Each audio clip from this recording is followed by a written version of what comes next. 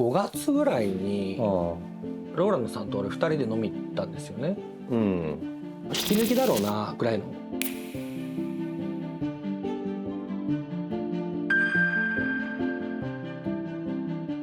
なんでローランドグループ？じゃあいつプラチナ辞めたんですか？やりがいはあんまなかったかもしれないですね、プラチナ。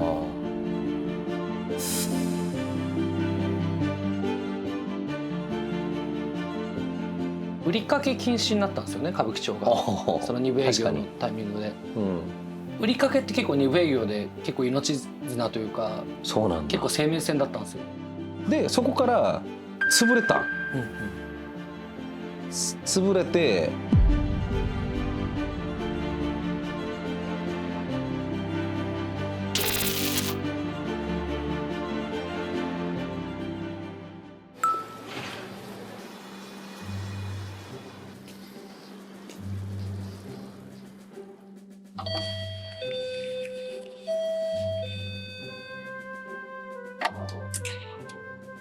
お疲れ様です。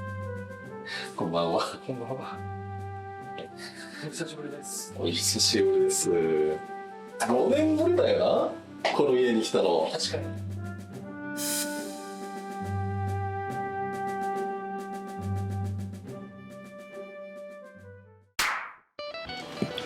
こんにちは。こんにちは、おはようございます。来てます。どうぞ。ここが、はい。こちら洗面所です。ちょっと見ていいですか、洗面所。はい、ちょっと今洗濯してますけど。ここがキッチンで。ああ、でも調味料とかすげえ置いてある。結構ね、料理するんですよ。あ、自炊するんだ。ち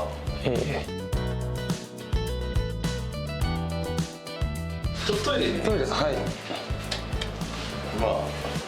まあ、ドラゴンボール好きですね、本当に。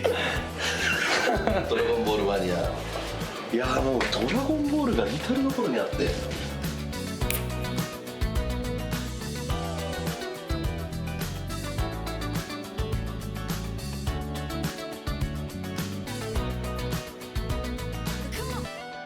なんで神楽坂なんですか？なんかもともとに新宿のタワーマンション住んでたんですけど、はい、同業者多いんですよ。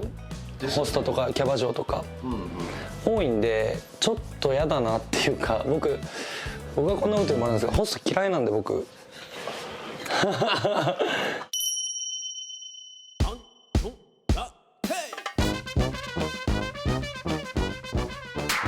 越ししてないんだ。あ、してないですね。ずっとこの家ですね。神楽坂。はい。どうですか、住みやすい？そうですね。基本住みやすいですね。同業者に会うことは最近増えましたね。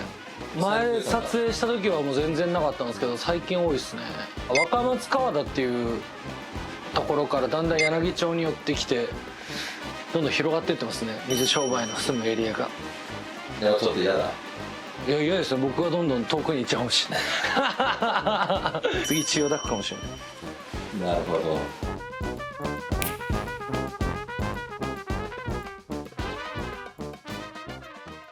ドラゴンボール愛はまだまだだな。あ、やっぱ飽きないの、ドラゴンボールは。飽きるとかじゃないですよね、多分ね。もうここまで来るとずっと好きですね。これは何でしょう、ちなみに。あ、これ預かり物ですけどね。DJ の機械です。知人の DJ を始めた友人がいて、ちょっと貸してくれと。たまにうちに来てやってます。それパソコン持ってないんで。あ、これコクちゃん。はい、僕何歳になったの？もう6歳。6歳。前多分撮影した時はまだ3匹でしたね。1匹増えたんですよ。なんで増やすんですか？いや、なんか増えちゃいましたね。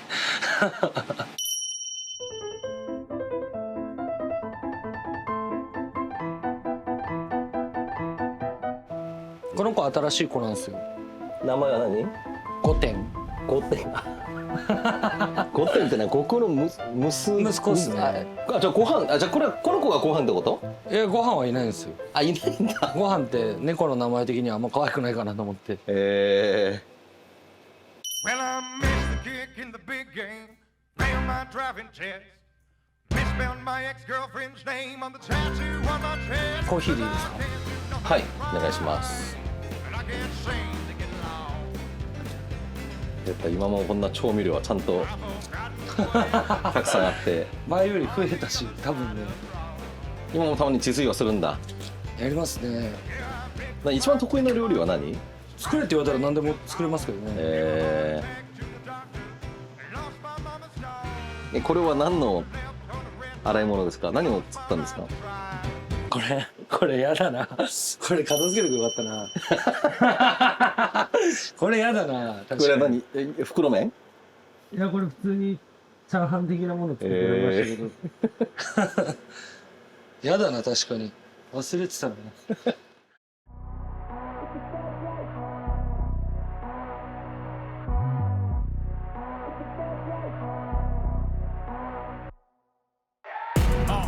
Fast life, the fast living. They see the ambition, they know I'm past driven. Look, we are not the same, this is not a game. I've been swerving through the city in and out of lanes. ちょっとね、いろいろ聞きたいことが山ほどありましてですね。どこまで話してるかわかんないですけど、大丈夫ですか？はい。いや別に今インタビューのするつもりないから、普通にもうねタバコも吸ってもいいですし、フラットに話してくださいね。はい。はい。ちょっと待って、どこから順序を踏めばいいんだろう。どこから順序を踏めばいいんだろう。いやそもそも、明野翔さんっていうのは、まあいわゆるローランドの密着を長く見た人たちは、多分知っている可能性がある。なんですけど、ローランドショーの視聴者は、まあ多分昔ローランドのまあ後輩みたいな感じで、まあローランドショーのチャンネルに数回に出たことはあるから、その程度で多分深さを知らなくて、まあ経緯を説明すると、2018年の時に、まあ僕はテレビ朝日のその先という番組を、まあローランドきっかけで、プラチナ本店っていうところにカメラを入れて、ローランドさん、早乙女サランっていう人間と、で明野翔さんが、まあ1位争いを毎月していったことは分かっていて、で、ローランドさんがプラチナ本店を辞める行った時に、ランさんが、あの時ラン社長がね、言ってたのがすごい印象的で、ショーがいるから大丈夫ですみたいな言い方してて。ローランドが独立するって言った時に孫さんに「ランさん大丈夫ですか?」みたいに言われた時に「いやもうショーがいれば大丈夫です」って言った記憶があるんですけど、まあ、ショーが一人いたらお店作れるねって話したことあるんですよ。ショーってやっぱ常にナンバー3から落ちたことなかったのかな。でそこからプラチナ本店のトップ、ホストとしてお店出したでしょ、プラチナネクストという。であれは僕が知ってるのはプラチナネクストというお店を出しました。それがいわゆる朝ホスリブ営業っていうんですよね、専門用語で業界で。で朝ホス出してて、でそこからまたエナメルっていうなんかお店を出したでしょ。まあリニューアルしましたね。プラチナネクストからリニューアルしたんだ。その箱を変えたので。引っ越したんだ。引っ越して店名も変えたってことね。でそこから潰れた。潰れてまたプラチナ本店に要は出戻りしたんですよね。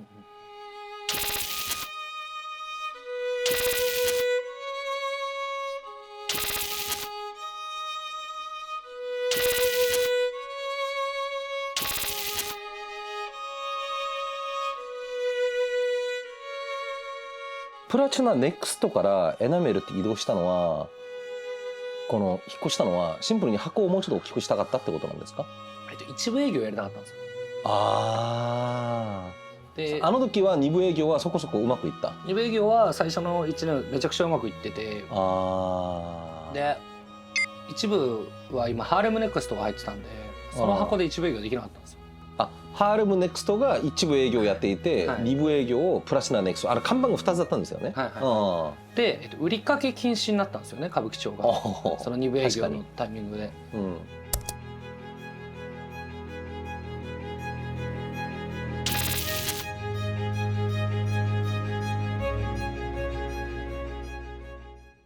売りかけって結構2部営業で結構命綱というか、そうなんだ、結構生命線だったんですよ。なんで？要は2部の時間って朝6時とかじゃないですか、スタートがね。スタートがみんなお金持ってきてないんですよ、あんまり。その飲んだ流れでみんな来たりするから。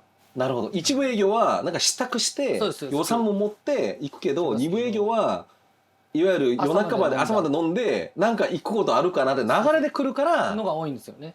キャッシュがないわけだそもそも。っていうパターンが。が多くて、あでそれで結構これは多分どこのにもそうなんですけど、基本はあ。多分半分近くは売りかけで楽しんで、その後お金を払いに来るっていうことは多分多くて、それで売りかけっていうのは結構肝だったんで、売りかけがなくなったタイミングで売り上げの上がる見込みが、それこそ売りかけをメインに売ってたホストたちっていうのは売り上げがガーンと落ちたんですよ。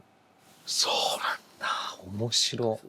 なるほどね。売りかけ禁止がそこに来るんだ。二部営業に。で僕はもともと売りかけそんなにしない方なので、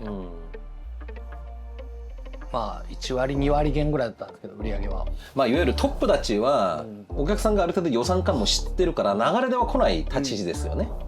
なんだけどいわゆるこれからとか真ん中の人たちはいかにその流れで来るお客さんが捕まるか。で売りかけ禁止になった時にやっぱりそういう風に売ってたホストっていうのはみんなガンって落ちちゃうんで、なんで一部にそのタイミングで出そうって考えてたんですよ。もう一部に全員バンって移動しようと思ってたんですけど、二部営業を続けるために一部営業が必要だったってことね。てかなんなら全部一部にしようと思ってたんですよ。ああ、二部がもう無理だから、うんそういうことか。なるほど。だけど2部をやりたくて集まった子たちなんで、その俺のその勝手なあれでいきなりもう一部に行くからって言ってついてくるできないんだ。ことはやっぱりできないので、やっぱり最初の3ヶ月ぐらいはいかに2部に今希望が薄いかっていうのを分かってもらわなきゃいけないしってのもあって、最初両部オープンって形を取ったんですよ。でやっぱり予想通り2部はもう全然っていうので2部は2ヶ月ぐらいで畳んで一部にくっつける。ごめんなさい、僕ローランドグループしか追ってないから、あとローランドグループってすっげえカッコつけるところもあるんです、実はね。尖ってるし、なんですけど尖ってるのが結構それが実践されてるから、僕もぶっちゃけ使うツッコミようがないんですけど、正直じゃあ売りかけ禁止の時のめちゃくちゃリアルな話、売りかけ禁止になりましたっつって、でローランドがもうちはそもそも売りかけしてません、もうどうでもいいですみたいなことを番組で宣伝したいと、ローランドショーでもう公表したいと。なんですけど、とってもこう夜の街に詳しい人からしてたら、いやローランドさんそれやっちゃうと夜の街全員に敵に回されますよと。ありましたね、なんかそういう風潮というか流れ。いやだから宣言みたいなことはもうやってないんですね、番組では。なんですけど実際本当にリアルの歌舞伎町的には売りかけ禁止は結構痛かったんだ。それは業界全体で3割ぐらいそれで売り上げ落ちたんじゃないですかね。なるほどね。でも売りかけ禁止って回収めっちゃ難しくない？売りかけって回収ですか。それが常に悩みの種にはなってたんですよ。悩みの種になってたのと同時、その反面それがあるから飲みに来る子もやっぱりいたし、でそれがあるから売れてたホストもやっぱりいたっていうのは事実あって、なんか結局回収するの大変ですけど、ちゃんと払ってくれる子の方が基本的には多いんですよ。へえ、そうなんだ。体感7割ぐらいはやっぱりちゃんと払いに来てくれる。不健全ではあるのは確かだと思うんですけど、夜の業界なんで多少そういう部分はあるでしょっていう。だってノリで30万50万って使っちゃうっていうのは多分誰しもその飲みの場では起こりうることで、ただそれを逆手にとって悪い営業をしちゃったやつが多かったってことですよね。悪質にね、泥酔した女の子に無理やりサイン書かしたりとかね。そういうのは横行したんで、それはそうなるよねっていう。ただ真っ当にやってたそのお客様との信頼関係でちゃんとお金を返してた姫と、ちゃんとそれを信頼して待ってたホスト、させたホストは結構打撃ありますよね。それは結果的にはなくななってよかったものではあると思いますけど、でそれで一部営業があって、だってスタープレイヤー明けの将がいて、なんで潰れるの？僕の数字に対して多分ナンバー2が多分半分にも満たないぐらいの状態やっぱ続いちゃって、僕の責任なんですけど、その次のスタープレイヤーを生ませられなかったのが一番の原因かなっていう。なるほどね。このどういうタイミングで閉店を決めるんですか、社長として。もともと悩んではいたんですよ、うん、去年の。それはオープン何ヶ月ぐらい？いやもう 2,3 ヶ月ぐらい。23ヶ月で？23ヶ月目から悩んだわけだ。うん、ちょっと悩んではいて、まあ悩んだとかちらついてた。その、このまま行ったら閉店だなっていうのはちらついてたみたいなのがあって、具体的に考え出したのは10月とかで、区切りとして12月までにこうだったらこうしようとか。今それが2024年の話？そうです。あまあこっちもその、まあ、プライドってわけじゃないですけど、その店を潰すのはあんまりしたくないっていう気持ちはあって、結構もがいてはいたんですよ。でも結局天音さんとかにも相談ずっとしてて、刑事のお偉いさんだもんね、天音さん。眞子さんにすごい相談してて、まあ今こうでちょっと経理の話とかですごいこう手入れてもらって、ある程度改善はされて、まああと半年ぐらいは走れるかなっていうところではあったんですけど、眞子さんがまあ俺だったらすぐ潰すっていうふうに言ってくれたんですよ。もう俺だったらもうすぐ畳んじゃう、それは。それはなんでなんだろう。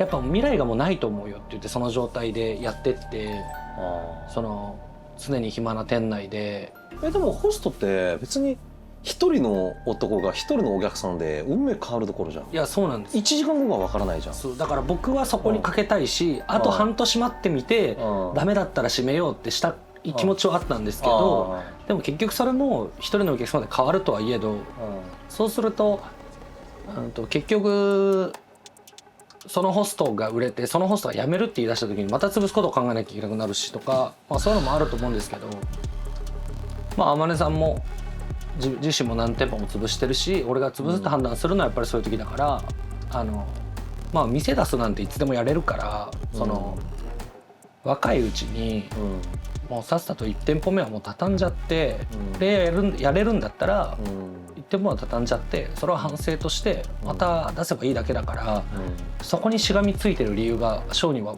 今はないと思うっていう。これがもししがみついて3年後にダメでしたってなった時の方が悲惨じゃないっていう。翔さん今何年ですか？32なんです。35になってもう潰しますなるとの方が辛くないっていうので、だったら32でプレイヤーとしてもまだ売れてるんだったら今畳んで、もう一回その学ぶことだけ学んでしっかりやり直した方がいいと思うよっていうので、そこでもう8割方固まったって感じですかね。そこの相談はマッコさんでランさんにはなんで言わなかったんですか？なんかこれはちょっとあれなんですけど、エゴというかあれなんですけど、ランさんにはあんまかっこ悪い姿見せたくなかったっていうのがあるんですよね。僕が独立する時にあんだけ泣いてくれてたしさ。本日プラチナネクスト移動メンバー最終出勤日となっており、プラチナのメンバーより翔社長へメッセージがございますので。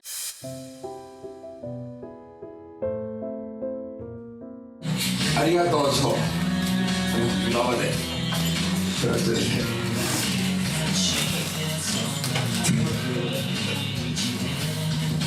プラチナっていう店が会社の大敵から歌舞伎町っていっぱい遺跡とかいっぱいある中でずっと翔がついてきてくれて、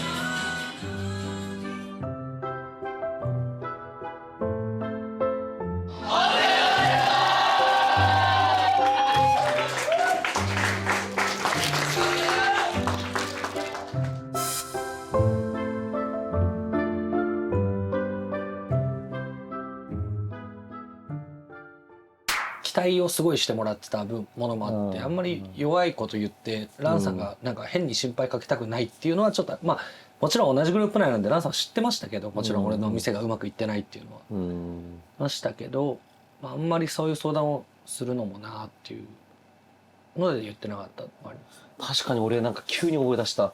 3年前からエナメルっていうお店のなんか夜営業もして朝営業もしてるみたいな話聞いたけど、なんかのタイミングで LINE でね翔さんと雑談した時になんか夕方6時からなんかグループの幹部会議入りますっつって、俺がちょっと待って、あなた今昼営業終わって幹部会議ってまた夜営業やるでしょみたいな、俺こういうやり取り一回しましたもんね。ありましたね。あんたいつ出るのみたいな。いやもう死にそうですみたいななんか返事は確かに覚えてるけど、いやー無理した結果があれって虚しいですね、めっちゃね。まあそうですね。でそれで潰れてまたプラチナ本店に出戻りしたんですよね。そこの経緯がちょっと分からないんで細かく説明してほしいんですけど。まあ店出して立ち行かなくなって畳んだっていうタイミングで僕自身がどこかでまたプレイヤーやるっていうつもりではいたんですよ、もともと。そのプレイヤーとしては数字が悪くなかったので、まだプレイヤーよしやろうと思った時に、エナメルのメンバーも連れていくってなって、そのどこに行こうかなと思ってたんですよ。っていう時に、センチュリーとプラチナ合同営業したじゃないですか。そ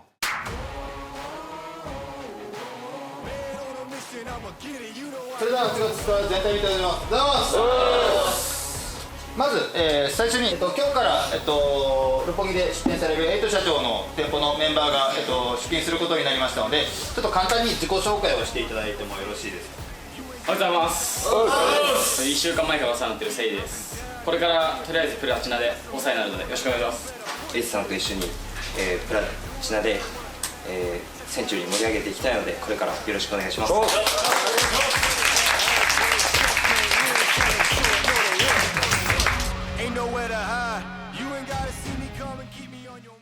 でそれでセンチュリーが完全にプラチナの箱から離れて自分たちの箱に移動したタイミングでプラチナが人数結構少なくなったんですよね、一気に。でそれが僕の閉店と重なってたんですよ。なるほどね。でそれでプラチナに戻って、そろそろ本題なんですけど、なんでローランドグループじゃあいつプラチナを辞めたんですか。プラチナを辞めたのは11月いっぱいなんですけど、5月ぐらいにローランドさんと俺2人で飲み行ったんですよね。でその時は別にローランドさんも引き抜きの話とか、そういうつもりで言ったわけじゃなくて。で2人の飲みは誰がさせたの。ローランドさんから。そうなんだ。なんか僕が店畳んだっていうのを結構気にかけてくれてて、風の噂を聞いたわけだ。でなんか「大丈夫か?」みたいなので連絡くださって、ちょっと飲みにでも行くか久しぶりにっていう感じで元気づけて、励ましてくれる意図で多分呼んでくれて、正直僕はそれ引き抜きだろうなぐらいのちょっと思ってたのは思ってたんですけど、最初引き抜きで俺に声かけたのかなって思ってた。で行ってで2人で話してて、基本的にはもう懐かしい話、昔話ずっとしてた感じだったんですけど、最初びっくりしましたけどね、そのすごい大人になってたからその言うことがめっちゃ変わったでしょ。めっちゃ変わったんですよ。だから昔のローランドを考えたらダメなんですよ。別人です今。別人ですよ、今完全大人です。いいお酒以外は口にしたくないんで、ある程度の高いお酒、安い酒すすって生計立てるようなホストになりたくないんで、300以下のお酒は口にすることは絶対ないですね。何があっても。めったにない。めったにないです。で1000万とかぐらいじゃないと、ショーとかね、プラチナにいたじゃないですか。負けた時にうわ悔しいなってめっちゃ泣きそうになるんですけど、その時にもう悔しい気持ちでこれ飲むんですよ。俺泣きながらこのボトル飲んだこと何回かありますよ本当。なんか偉そうなこと言って申し訳ないですけど、なんか僕その時のローランドさんが本当尖ってて従業員すぐクビにするしなんかむちゃくちゃなこと言うしで、なんかっていうイメージだったんですけど、もう久しぶりにお会いしたらもうめっちゃ大人で、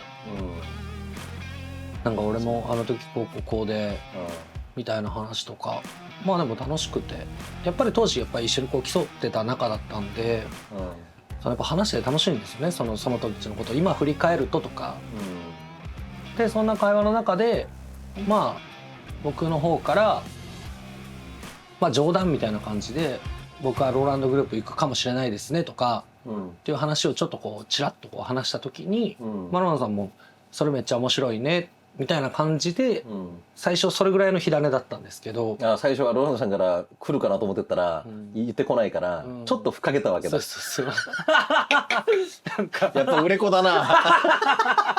ちょっと駆け引きみたいなことして、そうしてローランドさんもショーからその話してくれんだったら、こっちも話しやすいけどぐらいの感じで多分ちょっと話が進んでって、その 2,3 日後ぐらいですかね。その 2,3 日よく考えてみて、その時もお酒回ってたんで、シラフになって冷静になって考えてみたら、それもありかなっていう感じではあった。でもともとそのプラチナに戻ってきてからの 2,3 ヶ月が結構いい意味で居心地が悪いというか、みんな潰れた店の社長ですか。そういやもう地獄、でしかも古巣にもあんな感じで大々的に送り出してもらってて、戻ってきて俺どんな顔で戻ればいいんだろうと。でもやっぱり居心地は悪いわけだ。どういうところが居心地悪いんですか。なんかお客さんとかが言うんですか。いやなんか別に僕もその時はもう開き直ってた部分もあったんで、客とかで何か言って滑ったらそれは店潰れるわとか最高。なるほどね。それは潰れるわ、ごめんね、潰れてみたいな。こんなこと言ってる社長が言ってたら潰れるよねとか、なんか開き直って接客はしてたんでそこに気まずさはなかったんですけど、なんかやっぱこうみんなに気使われてる感じ。なんか例えば新橋優里とか、プラチナの、去年の年間1位の子とかは、あの子が新人の頃僕が代表だったんで、やっぱタクとかでも「いや翔さんもともと俺が新人の頃代表でさ」とか「もう本当すげえトッププレーヤーで売れっ子なんだよ」みたいな話されるために虚しかったんですよ。なんか正直どんな顔していいのか分かんないですよね。逆にもう「おい潰れた社長」って言ってくれれば、ぐらいの方がおい潰れまん潰れまんそうがあれなんですけど、新人たちがね。そうそっか、そんな空気になっちゃうのか。っていうのもあったし、もちろん彼らが悪いとかじゃないですよ。僕も後輩だったらそうリスペクトだからね。でもそのリスペクトを受けて僕は居心地の悪さやっぱ感じざるを得ないし、どんな顔したらいいんだろうもあるし、あと僕がエナメルで雇ってた従業員とかからしたらなんかあんまり気分のいいもんじゃないなとも思うし。わあ、ちょっと理解できた。なるほどね。新人いわゆるプラチナ本店にいるいわゆるこのポテンシャルの高いホストたちは、エナメルの元社長だから突っ込めない、でも変に突っ込んだらまたエナメルの元従業員がうちの社長をバカにしやがってになる可能性もある。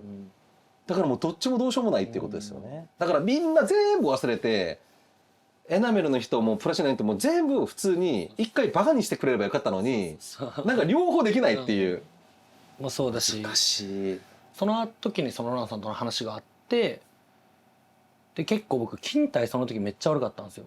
プラチナ戻ってきてからというものの。スマホゲームやったりとか。いやなんか普通になんか気持ちがついてこなくて、その状態と店を畳んでしまったっていうその出勤するのが辛かった。辛いみたいな状態で。でもなんか誰も怒れないんですよね。僕が遅れてきたりとか遅刻しても、気使われちゃってるから。このまま行ったら僕。そっか。めちゃくちゃ邪魔だ。めっちゃ邪魔。じゃないですか。もう腫れ物扱うみたいになって、なんかすげえ過去のレジェンドプレイヤーが来たからみたいになって、そしたらもう刹那も代表として引き取りづらいだろうし。そっか、太陽の刹那があれ後輩ですもんね。いわゆる従ってた子ですもんね。言えないじゃないですか。っていうのもあって、俺もこれ今まで俺が過去何人も見てきたような先輩と一緒だなと思って、じゃあ真面目にちゃんと出勤して真面目にやんなきゃと思っても気持ちがついてこなかったりで、結構そういう状況だったんで、結構そのシックって未経験で2年未満ぐらいの子が多いって言うじゃないですか。桜も未経験多いと思いますけど、なんか俺のそのすごかったとかそういうのない場所に行こうかなっていうのがやっぱ出てきましたね、その時ぐらいに。ちょっと待って、でも勤怠が悪かったあの時にランさんはどう接してたの？社長はもちろん言ってくださってたんですけど、もうラン社長今プラチナもそんなにめっちゃ出てるわけじゃないので、昔ほど。ビスタがデモもあるからね。そういうことか。じゃあランさんからしてたら行けて週2回なわけだ。ビスタ東京、ビスタ札幌、プラチナ本店3つあるからね。すげえ言い方ですけど、僕に誰も怒れないみたいな空気感。もう違い封建ですかね、日本語で。本当にそういうので店を腐らしちゃうし、で僕自身も腐るなと思ったから、これはちょっとまずいなと思って、ここはもう一回ちゃんと厳しい環境に身を置いて一からやりたいなっていうのと、あと単純にまだプレイヤーとして売れたいっていうのはありましたね。翔さんが辞めるって言った時のマジで愛弟子関係の蘭さんは何て言ってたんですか？止めなかった？一回考えよっかみたいな会話がなかったわけではないですけど、何回か2人でご飯行ったりとかしてるんですけど、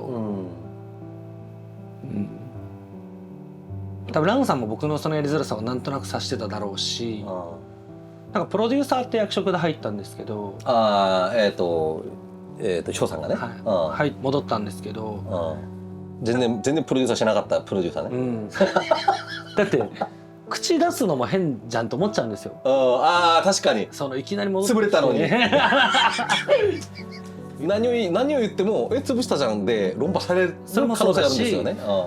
戻ってきていきなりなんやねんこいつはってなる可能性だってあるよなとか、俺が逆だったらどう思うかなとか考えると、基本的にそんなに口出しはしてなかったんですよ。やりがいはあんまなかったかもしれないですね、プラチナ。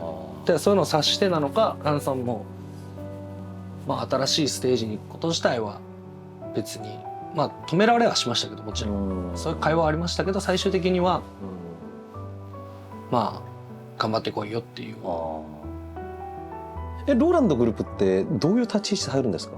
なんか幹部で入るんですか？いやもうなんかテーブルマナー研修かららしいです掃除とテーブルマナー研修。そうだ、翔さんもそれなんだ。じゃあわあ、耐えられるのそれ？いやわかんないですよね。でもそれ耐えられないんだったら、なんていうんですか、誰もいないとこで俺のこと知らないとこで挑戦なんて偉そうな。ちょっと待って、じゃあ今日あれをやるわけだ。じゃあ入店手続きと掃除をやるわけだ。で朝礼入るわけだ。でライターペーなりますかを。マジで？いや俺翔さん持たない気がするな。ね。12年ぶりですよ。いや俺持たない気がする。だって店のトップがあれじゃん、ユーシーさんじゃん。これは翔さんの問題で普通の人は無理です。だって僕に今明日急にガムテープドンキーでガムテープ持って走ってこいみたいな役割にやってください。給料もじゃあ月20万円だったら僕はもうやめます。もういいですみたいな。で僕のこの立場とほぼ一緒なんですよ。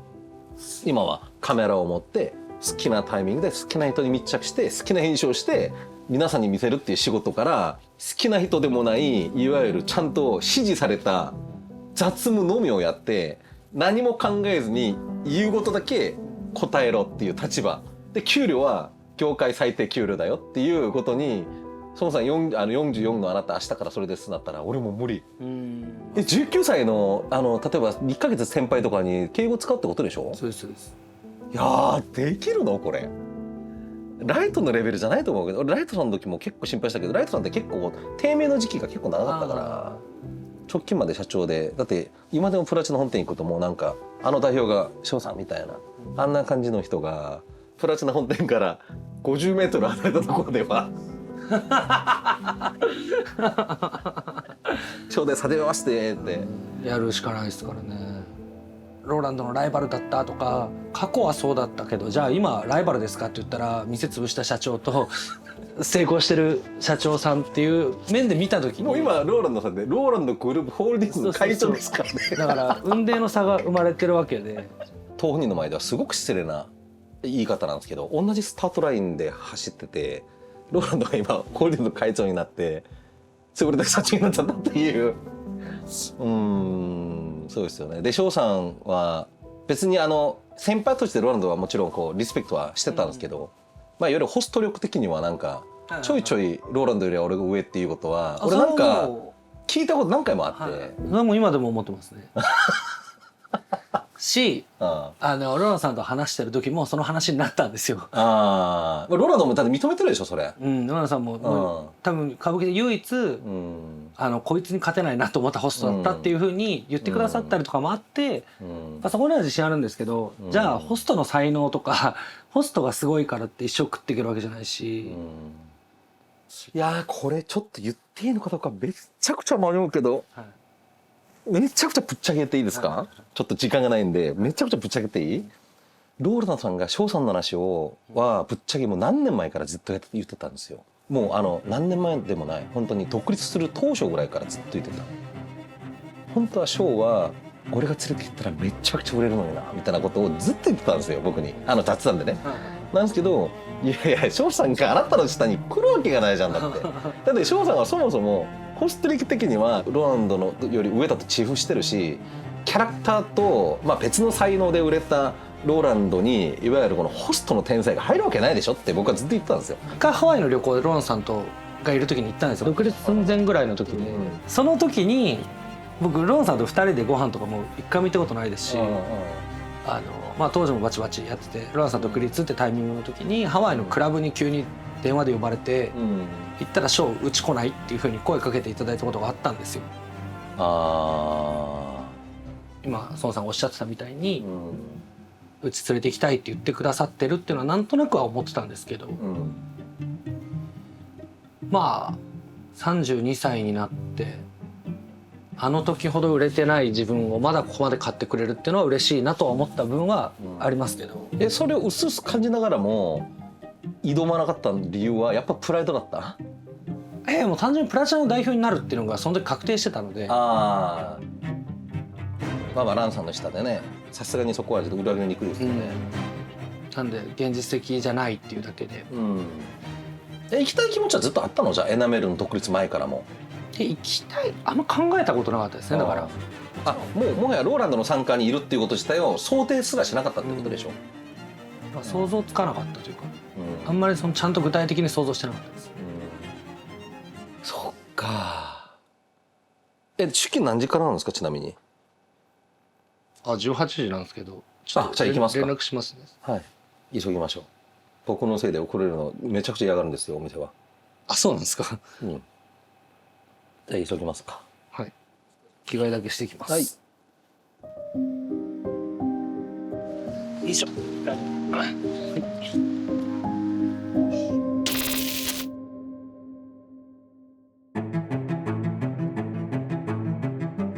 お世話になることになりました秋野翔と申します。全然新人だと思って接していただけたらこっちもやりやすいかなと思いますんで、これからよろしくお願いします。超むずいでしょそれは。それはむずいでしょ。